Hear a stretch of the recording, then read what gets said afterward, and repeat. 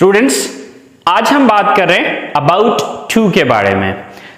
About to के बारे में सबसे पहले हम ये चीज समझेंगे कि अबाउट टू का हम इस्तेमाल किस मकसद के लिए करते हैं। फिर सेकंड नंबर पे हम ये चीज सीखेंगे कि किस तरह के सेंटेंसेस में इसका इस्तेमाल होता है या उर्दू में इसकी पहचान क्या होता है। उर्दू सेंटेंस को देख के हमें कैसे पता चलेगा कि ये अबाउट टू का सेंटेंस है।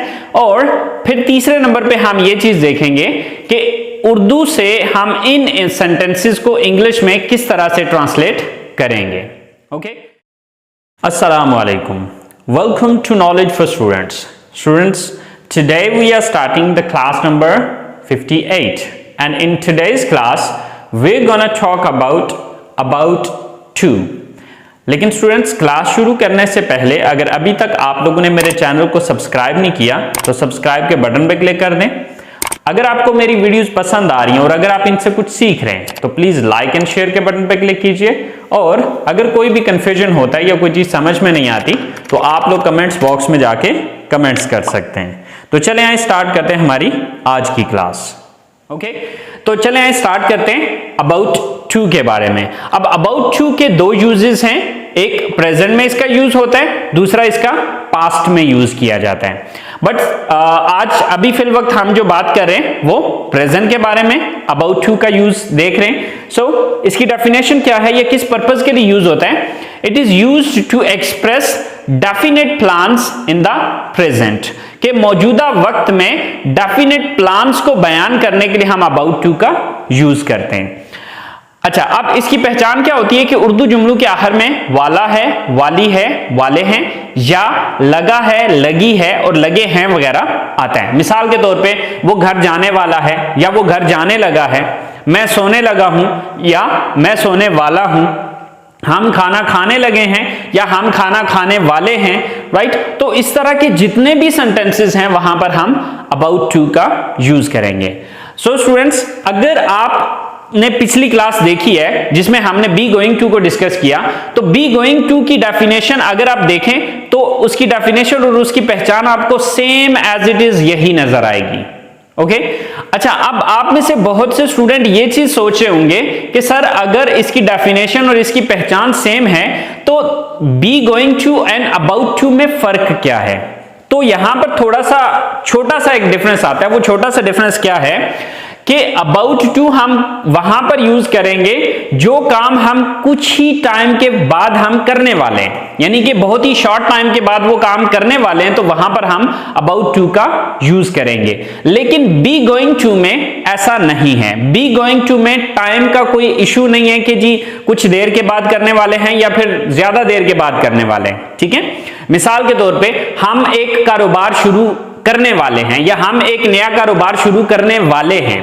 अब वो जरूरी नहीं है कि आज ही शुरू करने वाले, वो हो सकता है हम एक महीने के बाद शुरू करने वाले हैं या करने लगे हैं। राइट, तो वहां पर फिर हम बी गोइंग टू का यूज करेंगे क्योंकि उसमें टाइम का इशू नहीं होता है। लेकिन अबाउट टू का आपने यूज सिर्फ वहां पर करना है जहां पर जो काम है, जिस टाइम के बारे में आप बात कर रहे हैं, कुछ ही लम्हों के बाद या कुछ ही टाइम के बाद वहां पर वो काम होने वाला है। ठीक है, मिसाल के तौर पे मैं कहता हूं कि मैं आपको अबाउट टू के जुमलों के बारे में बताने वाला हूं या बताने लगा हूं। तो अगर हम इस सेंटेंस को देखें तो कुछ ही लम्हों के बाद मैं इसके बारे में आपको गाइड करने वाला हूं या फिर ये सेंटेंस बना के देने वाला हूं। ओके, तो ये चीज आपने याद रखनी है कि अबाउट टू और बी गोइंग टू में सिर्फ फर्क इतना है कि अबाउट टू का यूज किया जाता है शॉर्ट टाइम के लिए, यानी कि जिसमें कोई काम कुछ ही देर के बाद या कुछ ही लम्हों के बाद काम होने वाला है। ठीक है, तो वहां पर हम अबाउट टू का यूज करेंगे और जहां पर टाइम का कोई इशू नहीं है, यानी कि ज्यादा देर भी हो सकती है, तो वहां पर आप बी गोइंग टू का यूज करेंगे। ओके, तो ये डिफरेंस आता है अबाउट टू और बी गोइंग टू में। ओके, अदरवाइज इसकी डेफिनेशन, इसकी पहचान जो है वो दोनों की, अगर आप इन दोनों को पिछली क्लास में और इस क्लास को आपस में कंपेयर करके देखेंगे तो आपको ये दोनों चीजें, ये दोनों लाइनें आपको सेम नजर आएंगी, इसमें आपको कोई डिफरेंस नजर नहीं आएगा। आई होप सो आपको about to and be going to का जो छोटा सा एक डिफरेंस है वो समझ में आ गया होगा। तो चले आए, आप देखते हैं कि हमने ये तो समझ लिया कि इसकी डेफिनेशन क्या है, इसके सेंटेंसेस के एंड पे क्या कुछ आता है, और अब हम ये देखते हैं कि हमने इन सेंटेंसेस को बनाना कैसे है। तो यहां पर अगर आप देखें पिछली क्लास के जो स्ट्रक्चर है उस स्ट्रक्चर को और आज की स्ट्रक्चर को अगर आप देखें तो आपको जो फर्क नजर आएगा सिर्फ अबाउट टू का डिफरेंस नजर आएगा और कोई फर्क नहीं है बी गोइंग टू और अबाउट टू की स्ट्रक्चर में। कि फर्क सिर्फ इतना है कि वहां पर पहले हम बी गोइंग टू का यूज यानी कि गोइंग टू का यूज कर रहे थे, अब यहां पर हम अबाउट टू का यूज कर रहे हैं। सो स्ट्रक्चर क्या है? First of all subject, then is am are plus about to plus first form of the verb and then object, right. For example, जहाज उड़ने वाला है या जहाज उड़ने लगा है, राइट। तो अगर हम इस सेंटेंस को देखें तो देखें कि ये काम कुछ ही देर में होने वाला है, ठीक है। ये काम यानी कि ये जहाज उड़ने वाला है, कुछ ही देर में उड़ने वाला है, कुछ ही लम्हों में उड़ने वाला है या उड़ने लगा है, राइट। तो इसके लिए अब हम बी गोइंग टू का यूज नहीं करेंगे बल्कि अबाउट टू का यहां पर यूज करेंगे। तो सबसे पहले सब्जेक्ट क्या है? यहां पर उड़ना किसने? जहाज ने। So the plane, so the plane. Is am are में से कोई एक चूज करना है, तो चूंकि ये सिंगल है तो इसके साथ इज आएगा। So the plane is, then about to, the plane is about to। Verb क्या यहां पर क्या करने वाला है? उड़ने वाला है, ठीक है। तो अब उड़ने के लिए हम टेक ऑफ का वर्ड यूज करेंगे। जहाज के उड़ने को हम क्या कहते हैं? टेक ऑफ, यानी कि उड़ान भरना या उड़ना। So the plane is about to take off, कि जहाज टेक ऑफ करने वाला है या जहाज उड़ने लगा है या उड़ने वाला है। इसी तरह से जो सेकंड नंबर पे हमारा सेंटेंस आ रहा है वो है कि हम उन्हें इस बारे में बताने वाले हैं या हम उन्हें इस बारे में बताने लगे हैं, यानी कि कुछ ही देर बाद हम ये काम करने वाले हैं, ठीक है। हम उन्हें इस बारे में बताने वाले हैं। सो सब्जेक्ट कौन है यहां पर? हम, वी। तो अब वी के साथ इज एम आर में से क्या आएगा? Are, we are. Then about to,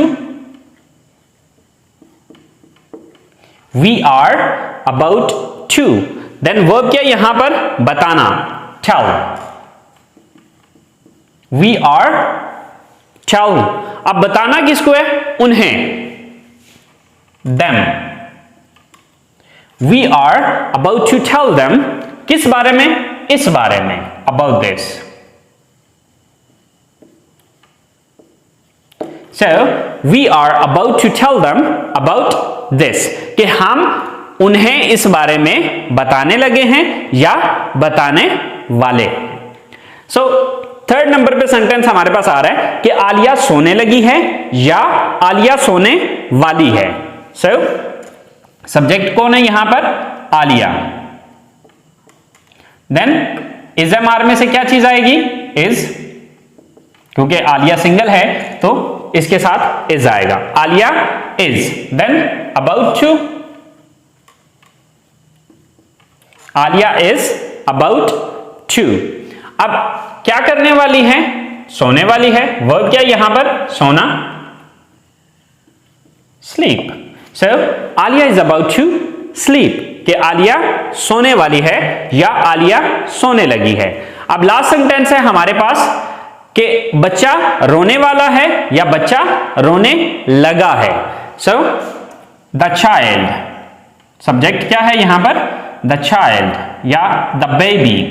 अब यहां पर बेबी यूज करें तब भी ठीक है, चाइल्ड यूज करें तब भी सही है। अच्छा, इस दा में आपने कंफ्यूज नहीं होना है, आप दा ना भी यूज करें तो चल जाएगा, ठीक है। बट यहां पर हम अगर किसी स्पेसिफिक बच्चे की बात करेंगे तो द चाइल्ड या द बेबी लगाएंगे, ओके। सो अब चूंकि बच्चा एक है तो इसके साथ इज एम आर में से इज आएगा। So the child is, then about to, then verb क्या यहां पर? रोना, cry. So the child is about to cry, कि बच्चा रोने लगा है या बच्चा रोने वाला है, ओके। सो स्टूडेंट्स, ये यूज है हमारा अबाउट टू का प्रेजेंट में, ये हैं इसके पॉजिटिव सेंटेंसेस। अब अगर आपने इसके नेगेटिव सेंटेंसेस बनाने हैं सो वो कोई डिफिकल्ट नहीं है, बिल्कुल वैसे ही जिस तरह कि हमने पिछली क्लास में बी गोइंग टू को देखा था कि बी गोइंग टू में हमने क्या देखा था कि इज एम आर के बाद हमने नेगेटिव बनाने के लिए नॉट लगाया था। तो यहां पर भी हम बिल्कुल सेम टू सेम वही चीज अप्लाई करने जा रहे हैं कि जब हम इसका नेगेटिव सेंटेंस बनाएंगे तो हम नेगेटिव बनाने के लिए क्या करेंगे, इज एम आर के बाद नॉट लगा देंगे। जब हम इज एम आर के बाद नॉट लगाएंगे तो ये हमारा नेगेटिव हो जाएगा। जैसे कि जहाज नहीं उड़ने वाला है या जहाज नहीं उड़ने वाला है या नहीं उड़ने लगा है, राइट। तो आपने क्या करना है, the plane is not about to take off. हम उन्हें इस बारे में नहीं बताने वाले हैं या नहीं बताने लगे। So we are not about to tell them about this, right.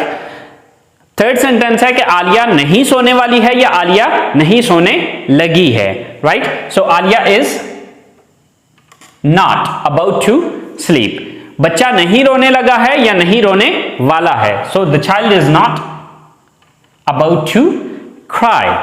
The child is not about to cry.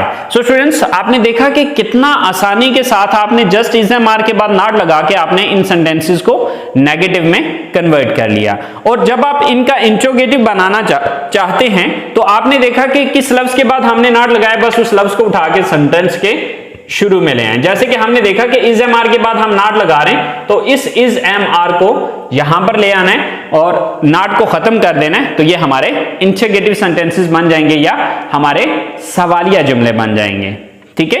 अच्छा, यहां पर ये मैं डिटेल से इसलिए नहीं कर रहा क्योंकि पिछली क्लासेस में हम बहुत डिटेल के साथ ये चीजें कर चुके हैं, ठीक है। तो सिर्फ इस स्ट्रक्चर को समझ लें। अगर आप इस स्ट्रक्चर को समझ जाते हैं तो बहुत आसानी के साथ आप ये जुमले जो है वो हजारों के हिसाब से बना सकते हैं अगर आपके पास वोकैबुलरी मौजूद हो तो, ओके। अच्छा, अब यहां पर फर्ज करें क्या जहाज उड़ने वाला है या क्या जहाज उड़ने लगा है। अगर आपने ये किसी से पूछना हो तो आपने क्या करना है, इस इज को उठा के यहां पर ले आना है। तो क्या सेंटेंस बनेगा, is the plane about to take off, यानी कि ये नॉट खत्म हो जाएगा तो इसका मतलब क्या हो जाएगा, एंड पे क्वेश्चन मार्क दे देंगे आप, ठीक है। So is the plane about to take off, कि क्या जहाज उड़ने वाला है या उड़ने लगा है। इसी तरह से क्या हम उन्हें इस बारे में बताने वाले हैं या बताने लगे हैं, तो क्या करेंगे, इस आर को उठा के यहां पर ले आएंगे। तो क्या हो जाएगा, are we about to tell them about this, कि क्या हम उन्हें इस बारे में बताने वाले हैं, और एंड पे क्वेश्चन मार्क कर देंगे। और इसी तरह से आलिया क्या आलिया सोने लगी है या क्या आलिया सोने वाली है। सो यहां पर ये इज उठा के यहां पर ले आना है। तो क्या हो जाएगा, is Alia about to sleep, क्या आलिया सोने वाली है, यानी कि ये नॉट खत्म हो जाएगा यहां से, ठीक है। हाँ, अलबत्ता अगर ये नेगेटिव इंट्रोगेटिव है तो फिर जो है वो नॉट को बेशक इधर ही रहने दे। मिसाल के तौर पे कि क्या आलिया नहीं सोने वाली है, अब इसमें सवाल भी है और इसमें नहीं भी आ रहा है, तो अब इस सूरत में नॉट बेशक यहां पर है, फिर कोई प्रॉब्लम नहीं है, ठीक है, फिर ये सही है। अच्छा, इसी तरह से क्या बच्चा नहीं रोने वाला है या नहीं रोने लगे, सो इज को यहां से उठा के यहां पर ले आना है। तो सेंटेंस क्या बनेगा, is the child about to cry, right. क्या बच्चा रोने वाला है या क्या बच्चा रोने लगा है, और एंड पे क्वेश्चन मार्क दे देना है, राइट। तो ये आपने देखा कि कितनी आसानी के साथ अबाउट टू के इंट्रोगेटिव सेंटेंसेस बन गए। तो स्टूडेंट्स, ये है हमारा अबाउट टू का प्रेजेंट में यूज। तो आई होप सो आपको ये चीज समझ में आ गई होगी। अब हम जरा बात कर लेते हैं अबाउट टू का यूज पास्ट में, कि अबाउट टू का हम पास्ट में किस तरह से यूज करते हैं। Okay, so about to in past, के पास्ट में अबाउट टू का यूज कैसे किया जाता है। अब अगर आप इसकी डेफिनेशन लिखें तो सिंपल जो चेंज आएगा, सिर्फ प्रेजेंट की जगह पास्ट लिखा जाएगा, बाकी सारे की सारी डेफिनेशन यही रहेगी। क्या होगा कि it is used to express definite plans in the past, कि गुजरे हुए वक्त में डेफिनेट प्लान्स को बयान करने के लिए हम अबाउट टू का इस्तेमाल करेंगे। ओके, उर्दू जुमलों में क्या होगा कि उर्दू जुमलों के आखिर में क्या आ जाएगा, वाला था, वाली थी, वाले थे, या लगा था, लगी थी और लगे थे वगैरह आ जाएगा। यानी कि जहां पर है आ रहा है वहां पर था कर दिया, जहां पर वाली है आ रहा है वहां पर वाली थी कर दिया, जहां पर वाले हैं आ रहे हैं वहां पर वाले थे कर दिया, और जहां पर लगा था यानी कि लगा है वहां पर लगा था, तो यानी कि था थी थे का चेंज आया है और कोई लंबी चौड़ी कहानी नहीं है। यानी कि मैं ये काम करने लगा था या मैं ये काम करने वाला था। इसी तरह से हम कहते हैं कि जहाज उड़ने वाला था या जहाज उड़ने लगा था, हम उन्हें इस बारे में बताने लगे थे या बताने वाले थे। आलिया सोने वाली थी या आलिया सोने लगी थी, या बच्चा रोने वाला था या बच्चा रोने लगा था। तो यानी कि ये जो सारे सेंटेंसेस है ये क्या हो गया, हमारे पास्ट के बन गए। ठीक है, तो ये क्या हो जाएगा, यहां पर भी हम अबाउट टू का यूज करेंगे, लेकिन जब हम इसको इंग्लिश में ट्रांसलेट करेंगे तो फर्क क्या आएगा कि इज एम आर चूंकि फर्स्ट फॉर्म है तो इसको हम प्रेजेंट में यूज कर रहे हैं, तो इसको जब हम पास्ट में यूज करेंगे तो इज एम आर की सेकंड फॉर्म यूज करेंगे, क्योंकि आपको पता है कि पास्ट में हमेशा सेकंड फॉर्म यूज होती है। ठीक है, तो यहां पर हम इज एम आर को हटा के इसकी जगह पे वाज और वर लगाएंगे। ठीक है, वाज और वर लगा देंगे, वाज और वर। ठीक है, तो इज एम आर को हटाना है और इसकी जगह पे आपने वाज वर यूज कर लेना है। बाकी और कोई चेंज नहीं है, कोई लंबी चौड़ी तफसील नहीं है इसकी। ठीक है, बाकी सारे का सारा सेम टू सेम यही रहेगा जो कि हम पिछली क्लासेस में पिछली क्लास में या पिछले सेंटेंसेस में देख चुके हैं। ठीक है, जैसे कि जहाज उड़ने वाला है, the plane is about to take off, लेकिन जहाज उड़ने वाला था, अगर था करते हैं तो इस इज को हटा के इसकी जगह पे हम लगा देंगे वाज।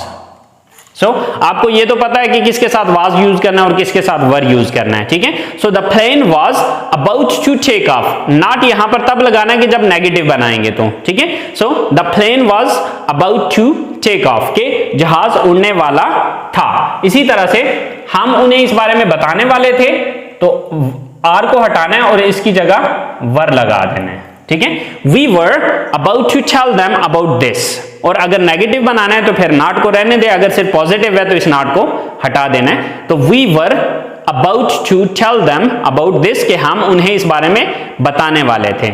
इसी तरह से Alia is about to sleep, so Alia was about to sleep, Alia was about to sleep. इसी तरह से द चाइल्ड इज, तो चाइल्ड वाज हो जाएगा। So the child was about to cry, कि बच्चा रोने वाला था। तो आपने देखा कि हमने इसको पास्ट में सिर्फ वाज वर लगा देने से ये पास्ट में कन्वर्ट हो गया।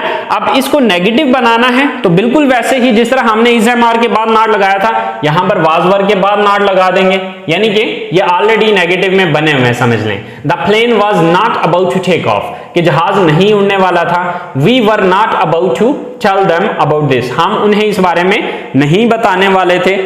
Alia was not about to sleep, Alia नहीं सोने वाली थी। And the child was not about to cry, बच्चा नहीं रोने वाला था। तो देखें कोई इसमें इस तरह की कोई चीज नहीं है कि जो कंफ्यूज करने वाली हो। ठीक है, तो इसलिए मैंने अलग से सेंटेंसेस नहीं बनाए, जस्ट जो वर्ड चेंज होता है सिर्फ वो वर्ड चेंज करके आपको समझा दिया।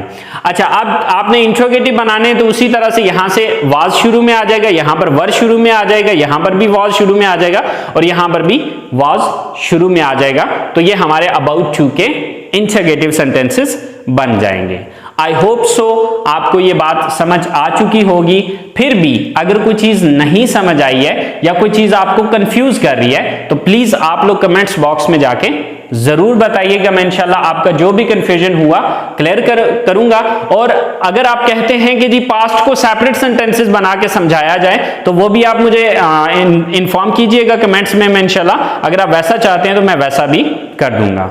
तो नेक्स्ट क्लास तक के लिए मुझे इजाजत दीजिए, दुआओं में याद रखिएगा। अल्लाह हाफिज।